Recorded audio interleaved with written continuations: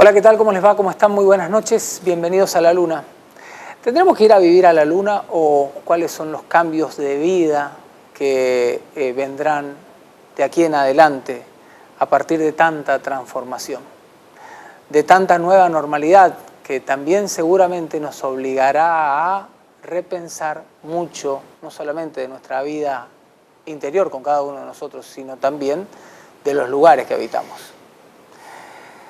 Arquitecto Carlos Gómez Sierra, ¿cómo estás? Muy buenas noches, bienvenido. Buenas noches, muchas gracias. Programa, ¿eh? Gracias una vez más por la visita. Una vez más y es un gusto realmente. Y gracias por el tiempo que oportunamente pudimos compartir cuando recién arrancaba todo esto. Fue un lujo a través de las redes poder charlar contigo y que nos ayudes a repensar lo que vos ves o lo que se ve de aquí en adelante. ¿Cambiarán mucho las ciudades, nuestra forma de vida, nuestros estilos de vida también desde lo urbanístico?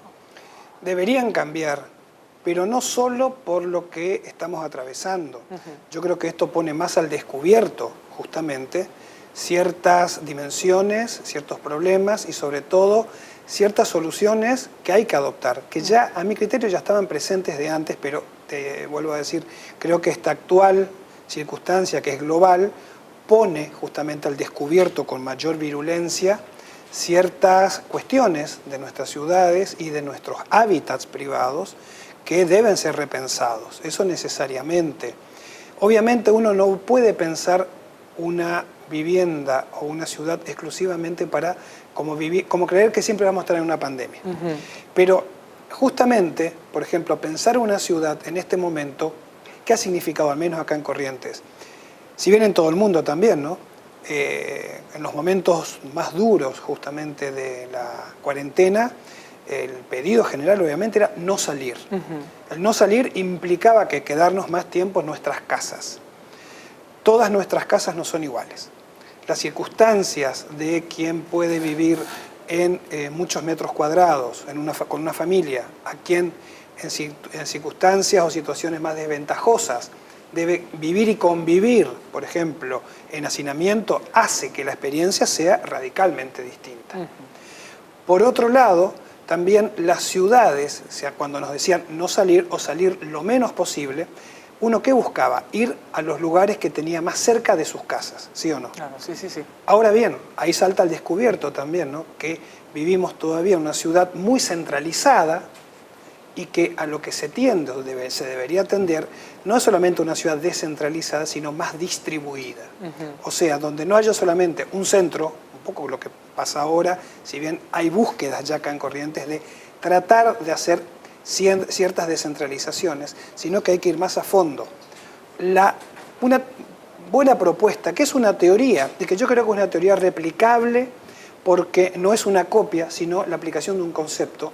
Hoy se está hablando mucho de lo que es la ciudad de los 15 minutos, que es una tendencia que se está comenzando a dar en algunas ciudades del mundo. En ese concepto, Corrientes entraríamos perfecto, porque somos una ciudad no muy extendida, con una densidad bastante homogénea, y que la ciudad de 15 minutos, ¿qué es? Que vivamos donde vivamos cada uno de nosotros, todo lo que tengamos que hacer no esté a más de 15 minutos de nuestras casas.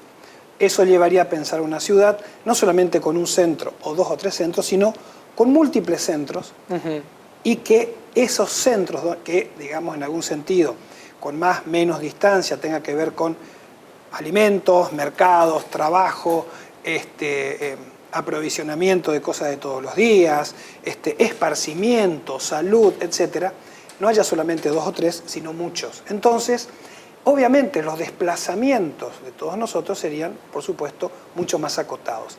Ahora fíjate, eso no tiene que ver solo con la pandemia. Ahora eso se potencia, claro, sería lo ideal, pero una ciudad fuera del ámbito de una pandemia funcionaría mucho mejor de esa manera.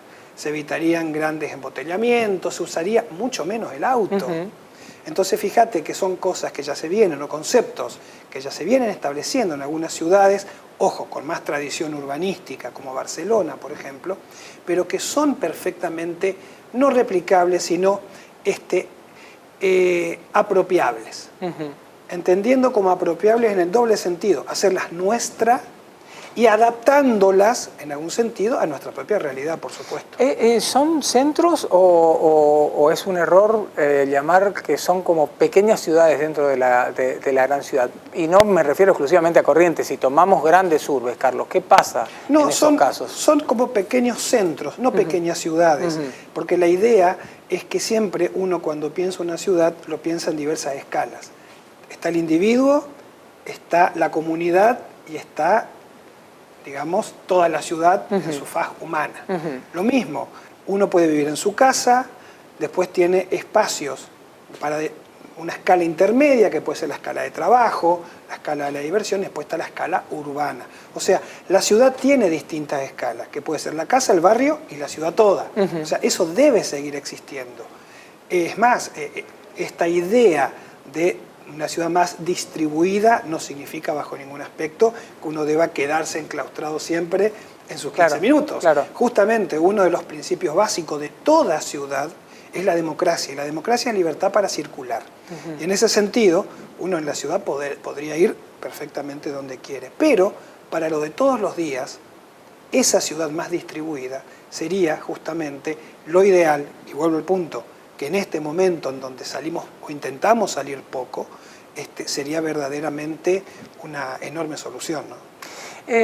Me parece a mí o también este tiempo sirvió para recuperar el concepto de vecindad, de vecindario, a partir de tanto encierro y sobre todo, ya que ponías el ejemplo, en las grandes ciudades en las que casi no conocíamos, por la vida que llevábamos, casi no conocíamos ni siquiera que estaba al lado nuestro o en el departamento de arriba o de abajo donde uno vivía. Y sí, obviamente porque el hecho de movernos poco, las distancias de relación cambian también, y eso nos llevó, creo que a todo el mundo, ¿no?, a establecer contactos y relaciones yo creo en dos niveles. Un nivel físico más cercano, que pueden ser los vecinos, pero también aparece acá la dimensión de lo que significó Internet en toda esta pandemia, en donde nos posibilitó, ¿sí?, relaciones de mucha distancia, pero de una manera muy cercana. O sea, se ha leído bastante, ahora he leído bastante, que la estética de esta pandemia fue la pantalla repartida, el famoso Zoom, ¿sí?, que hemos usado y seguimos usando. Sí. Un poco es la estética que se ha instalado en el marco de esta pandemia, de esas caras, todas juntas pero a la vez separadas, que están en una pantalla. Entonces, creo que algo de eso lo conversamos la otra vez, ¿no?, cómo ciertas visiones, por ahí se tenía, del mundo virtual o la Internet, como que era deshumanizada, que separa a la gente en vez de unirla. Bueno, fijémonos que en esta circunstancia fue en algún punto todo lo contrario.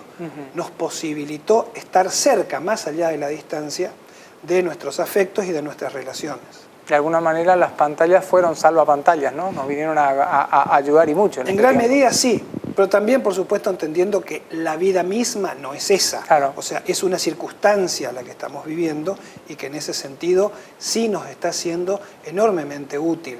No solamente por las relaciones o los afectos, cómo eso modificó el concepto de trabajo, para quien podía hacerlo, porque acá hubo mucha gente también que se vio en la obligación de tener que salir todos los días a trabajar. Otros tipos de trabajos nos llevaron a poder hacer el home working, o sea, trabajar desde nuestras casas, y en ese sentido, en algún punto fue muy positivo. Nos dimos cuenta que cuestiones que antes naturalmente la entendíamos que debíamos reunirnos físicamente para hablar ciertas cuestiones, para encontrar soluciones a problemas, de repente hay herramientas que ya estaban, pero que no la teníamos, digamos, adoptadas y que funcionan muy bien.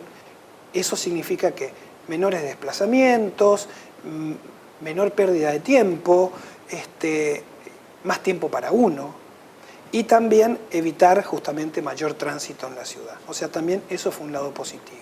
Vos hablabas de repensar, pero ¿cómo repensás algo que hasta no hace mucho tiempo había sido pensado para el futuro de las ciudades, ¿no? ¿Cómo empezás a repensar sobre bases muy sólidas que han levantado moles y casas en forma vertical, pensando siempre, lo pensábamos hacia arriba, y hoy el espacio, la necesidad el valor que ha tenido el espacio o que tiene el espacio para poder distenderte se tomó en cuenta, verdaderamente se consideró, se lo vivió. Pero ¿cómo repensás cuando, al menos en ciudades como las nuestras, por un lado, hay gente que dice, hagamos o abramos espacio hacia sitios cercanos con barrios privados, y hay otros que a la vez proyectan otro tipo de moles y otro tipo de vida y otro tipo de viviendas? Más allá de los centros, que a mí me parece fabuloso lo de los 15 minutos, pero digo, la vida misma, si mañana te toca un encierro de estos, si vos decís, como mencionabas vos en aquella charla, casi vivías en una caja de zapatos y te agarró ahí. ¿Y qué hacemos? Exactamente. Bueno, esos son los aspectos que justamente esta circunstancia nos lleva a repensar. Y que cuando digo repensar es en todos los niveles, desde la academia, la universidad, facultades de arquitectura, etcétera, etcétera.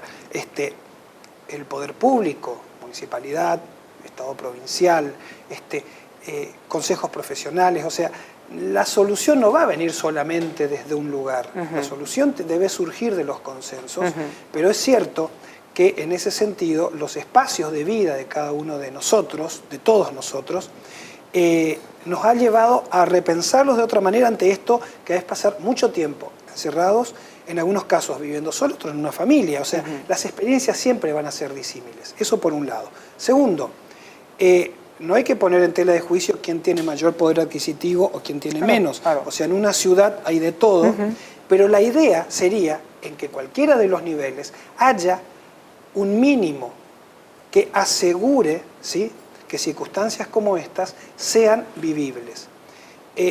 Yo estoy trayendo siempre a colación que en estas circunstancias lo que más todo el mundo ha pedido, ¿sí?, son tres cuestiones: aire, sol y verde, que son principios que están en la base del urbanismo moderno hace 80 años y que por múltiples factores fueron dejados de lado, porque se decía, no, eso ya está, hay que pensar valores simbólicos, valores inmobiliarios, pero de repente esta circunstancia vuelve a poner sobre el tapete esos tres valores esenciales: aire, sol y verde, y pueden estar presentes en cualquiera de las escalas. Quien decidió y tiene la posibilidad de vivir en una casa enorme, en un barrio cerrado, lo tiene de una manera, pero la idea es repensar cómo, por ejemplo, desde la acción estatal, vivienda social, o cuando sabemos que hay programas nacionales, como fue el Procrear, por ejemplo, desde ahí también repensar esta posibilidad, que tiene que ver con que optimizar metros cuadrados, hacer economías de obra en cuestiones que siempre digo son por ahí superficiales, sin sentido. Se hace una economía de obra eso, pero se hace más superficie para otras. Pensar espacios más flexibles. Pensar posibilidades que si es una familia que vive en un departamento, en una casa más bien pequeña, que esté pensada para que cada uno pueda tener su momento de soledad también. Espacios no tan estancos. Obviamente la necesidad imperiosa de contacto con el exterior, de no tener que abrir una ventana y te encontrás con una medianera a 2 metros. O sea, hay toda una serie de cuestiones que son bastante sencillas de ser observadas, pero que buscar una solución o una modificación a eso va a llevar su tiempo y que tiene que ser justamente, como te decía, de manera consensuada. Pero es posible. Yo siempre pongo un ejemplo. Una de las casas más famosas del siglo XX se construyó en 1929. ¿Sí? Un ejemplo de arquitectura moderna, un arquitecto muy famoso, Le Corbusier, que construyó cerca de París una casa de fin de semana. Para una familia burguesa de París, una casa de 400 metros cuadrados. Con una serie de principios. Siempre esa casa aparece en todos lados, pero poco se dice que para entrar a esa casa, es un terreno muy grande, está delante la casa del cuidador, que tiene 40 metros cuadrados, pero que tiene exactamente los mismos principios que están presentes en la casa de 400. Ese es un gran ejemplo. O sea, 40 metros cuadrados o 400, varían muchas cuestiones, pero valores esenciales, aire, sol, verde, higiene, etcétera, están presentes tanto en una como en otra. Y yo creo que eso es lo que hay que hacer. Aire, sol, verde, higiene. En el mundo o en el mercado inmobiliario, antes de la pandemia, cuando uno imaginaba escenarios, vos sabías que comprarte un lugar tenía un valor incalculable. Ahora ¿qué va a pasar con él ahora? Porque cuando uno veía lo que ocurría en el medio de la cuarentena, y si tomamos desde el factor económico, mucho se ha dicho cómo habían caído en precio, en valor, no sé, algunas propiedades, sobre todo las de los departamentos en determinados edificios.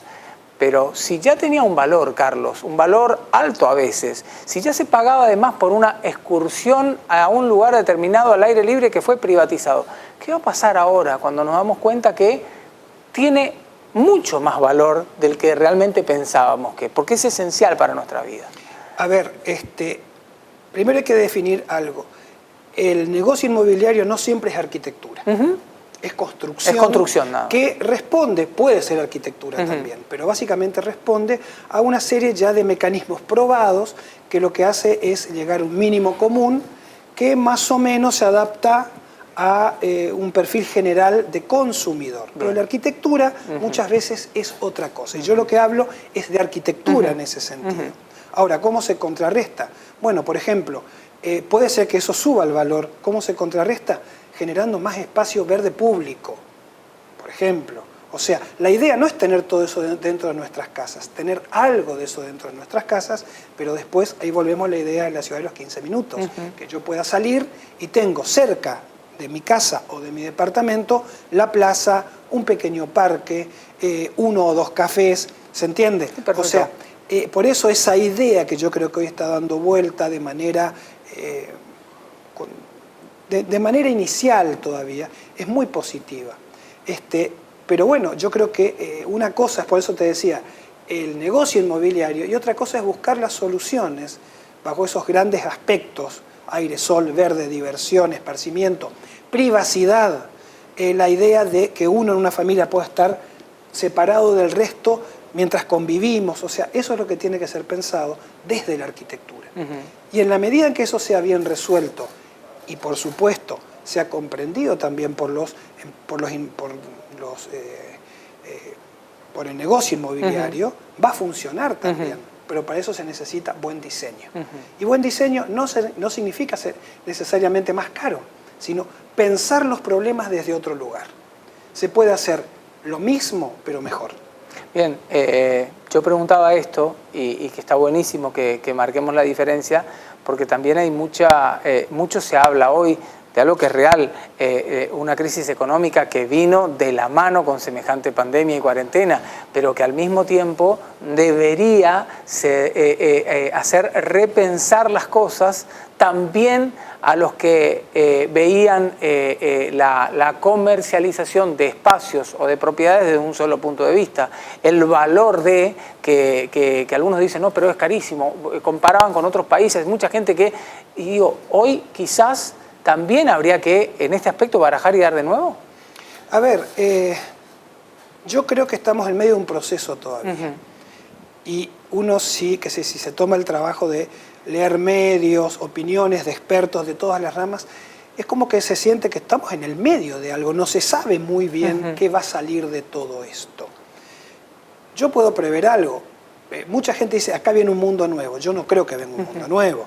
Yo creo que muchas cuestiones no van a cambiar. Sí vamos a cambiar nosotros en lo personal. Claro.